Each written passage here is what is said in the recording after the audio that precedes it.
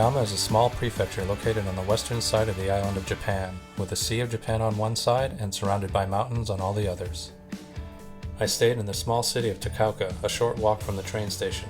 It did rain a little during this trip, but I had a couple great days to walk around the city. Takauka Daibutsu is one of the 3 great Buddhas of Japan. Originally made of wood and gold leaf, it suffered several mishaps with a fire.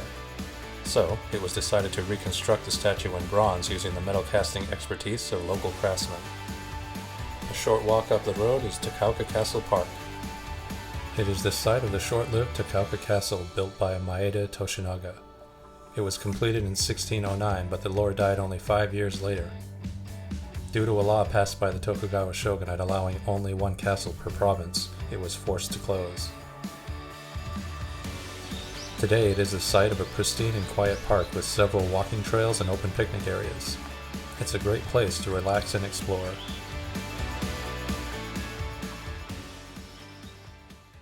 My plan for this trip was to get into the Japanese Alps and do some hiking. My target? Yarigatake. Yarigatake is the 5th highest mountain in Japan at 3,180 meters, or about 10,400 feet. It was given its name because its summit is said to resemble a spear pointing up to the sky.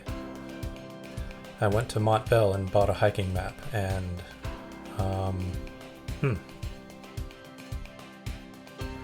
Well, anyways, I bought a bus ticket and went to the trailhead at the Shin Hotaka Ropeway.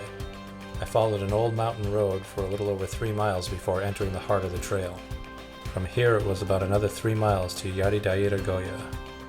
The day was spent surrounded by the beautiful sounds of wind and water.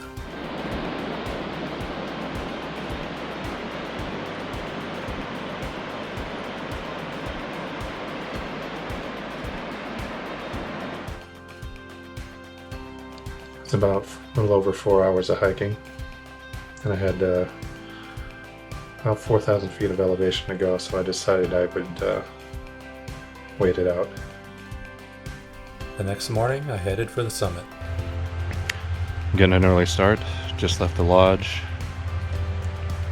and hopefully I can get up to the summit at about, I'm hoping around noon. There was a little rain, but it cleared up as I got higher on the mountain. As I made my way past 8,000 feet, the slope got surprisingly steep, and I started to notice the altitude. I made my way up the switchbacks and finally reached the plateau just before the summit.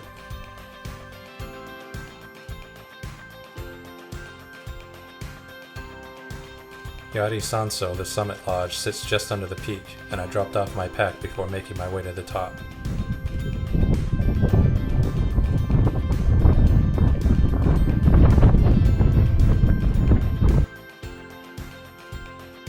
The windy conditions and occasional class 4 climbing made it an exhilarating adventure.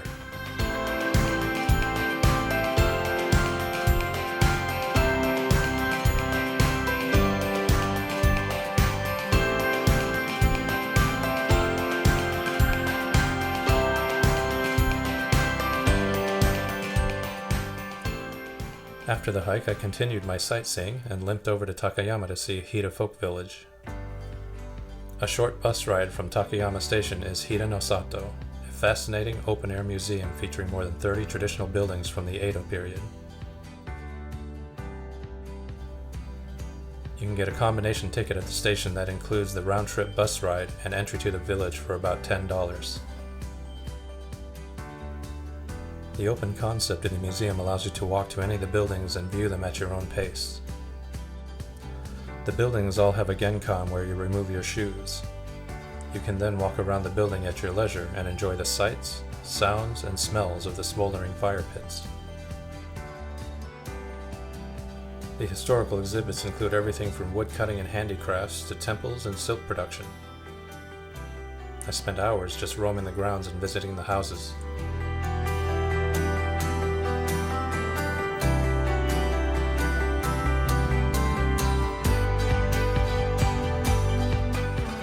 I've heard many people say this is a good alternative to Shirakawa, and that was the reason I went there. But now that I've visited both places, I have to say I disagree. Shirakawa Village is a great place to see, with beautiful buildings, great food, and interesting shops. However, if you want to escape the crowds and you have a keen interest in Japanese culture and history, then Hida Village is a must-see.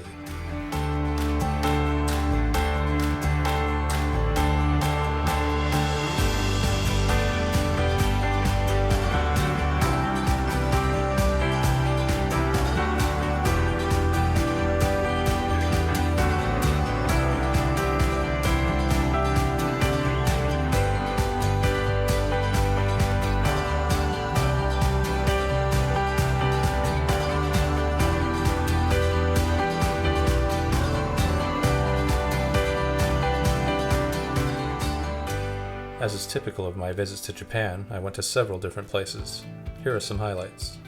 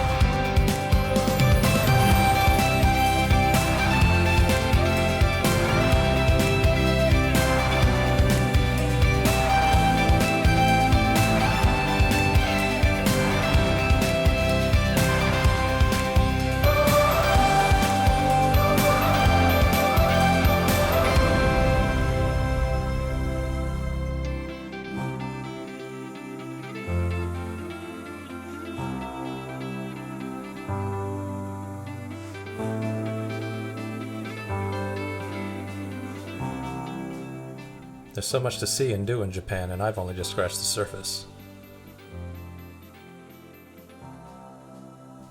I'm looking forward to the next place my dreams will take me.